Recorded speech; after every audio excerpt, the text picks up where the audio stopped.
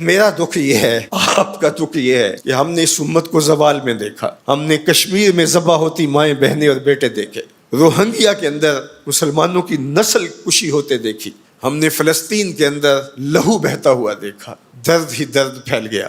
آج ان یتیموں کے سر پہ کوئی ہاتھ رکھنے والا نہیں ہے۔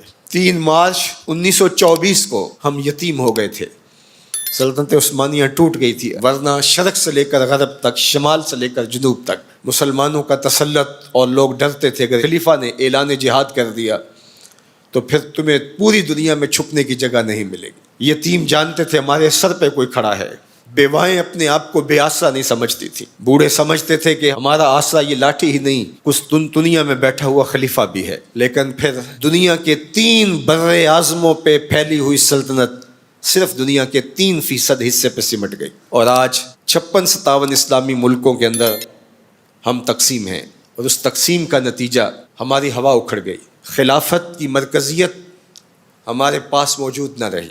خلافت سے تصور لے کے یورپ نے اپنی صف بندی کی، اور یہ کتنے ملک جڑ کر کے ایک یونین بناتے ہیں اور ہماری وحدت کے ٹکڑے ٹکڑے کر دیتے ہیں۔ دیکھ مسجد میں شکست رشتہ تسبیح شیخ، اور بت کدے میں برہمن کی پختہ زناری بھی دیکھ، کافروں کی مسلم آئینی کا بھی نظارہ کر، اور مسلموں کی مسلم آزاری بھی دیکھ، چاک کر دی ترک ناداں نے خلافت کی کعبہ، سادگی مسلم کی دیکھ اوروں کی عیاری بھی دیکھ۔ آج وہ ہدف حاصل کر چکے ہیں۔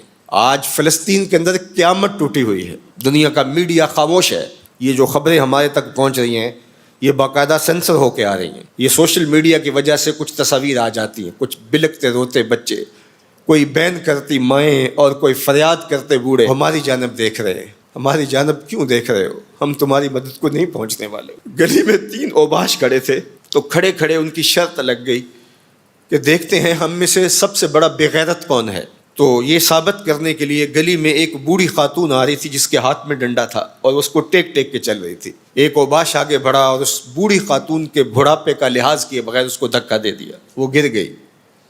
بہت بڑی بے غیرتی کا اس نے ثبوت فراہم کر دیا۔ لیکن دوسرا آگے بڑھا اور اس نے اس گری ہوئی بوڑھی خاتون کے اوپر ڈنڈے برسانے شروع کر دیے۔ اب تیسرے کی باری تھی، لیکن وہ ساکت کھڑا تھا، اور وہ بوڑھی خاتون تھوڑا سا سنبھلی اور اس نوجوان کو کہتی ہے تو سب سے بڑا بے غیرت ہے۔ تو ان 2 نوجوانوں نے پوچھا کہ کارنامے تو ہم نے سر انجام دیے، اور سب سے بڑے بے غیرت کی ڈگری تم لے گئے ہو، اور یہ بھی تمہیں کہہ رہی ہے۔ کہا تم نہیں جانتے یہ خاتون میری ماں لگتی ہے۔ آج اسرائیل نے ان کو مارا، برطانیہ کا وزیر اعظم جنگی جہاز کے اوپر بیٹھ کے ان گرے ہوئے مفلوق الحال لوگوں پر بم برسانے کے لیے خود پہنچا، لیکن وہ کہہ رہے امت مسلمہ تم بے غیرت ہو، ہم تمہاری مائیں لگتی ہیں، ہم تمہاری بہنیں لگتی ہیں،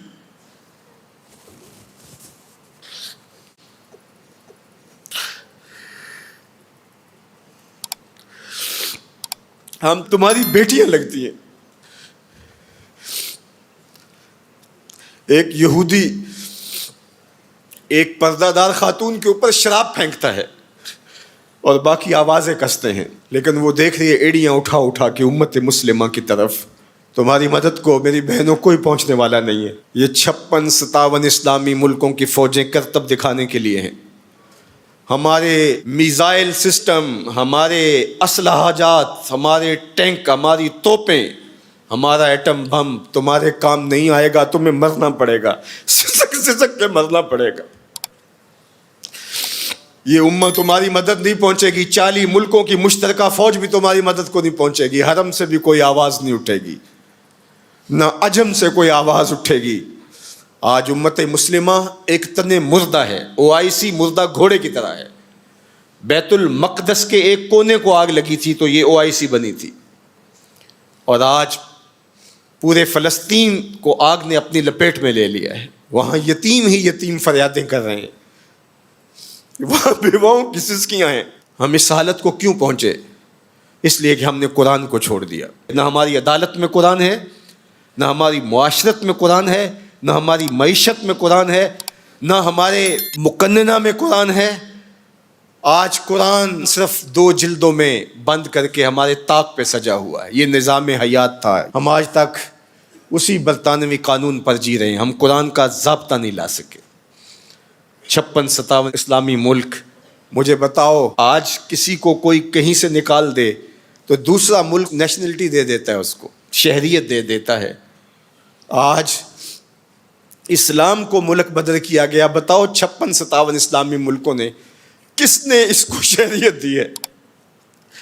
کہاں جمہوریت, کہیں بادشاہت, کہاں شخصی نظم. 56-57 اسلامی ملکوں میں اسلام گھومتا رہا. میں غریب الدیار ہوں, مجھے شہریت چاہیے, لیکن کسی نے اسلام کو قبول نہیں کیا. در عجم گردیدہ ہم در عرب, مصطفیٰ نایاب ارزاں بو لہب. اقبال کہتے ہیں میں عجم میں بھی گھوما ہوں, میں عرب میں بھی گھوما ہوں, مجھے ابو لہب بھی ملا ہے, مجھے حضور کا نظام کہیں نہیں ملا. اج دین نبی دا وانگ یتیماں تے گھر کر تکے کھاوے. اے فلسطین کے یتیموں تم اکیلے یتیم نہیں ہو.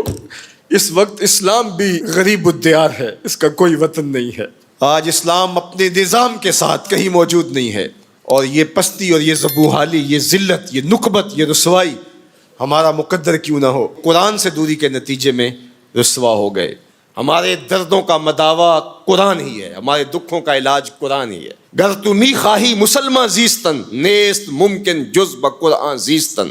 اقبال نے کہا اگر تو مسلمان بن کے جینا چاہتا ہے تو قرآن کے بغیر نہیں جی سکتا. اور پھر آگے چل کے کہا فاش می گوئم آن کے در دل مزمرست, این کتاب نیست چیزیں دیگر است. کہا جو میرے سینے میں پوشیدہ ہے میں کھل کے نہ کہہ دوں, یہ کتاب نہیں کوئی اور ہی شے ہے.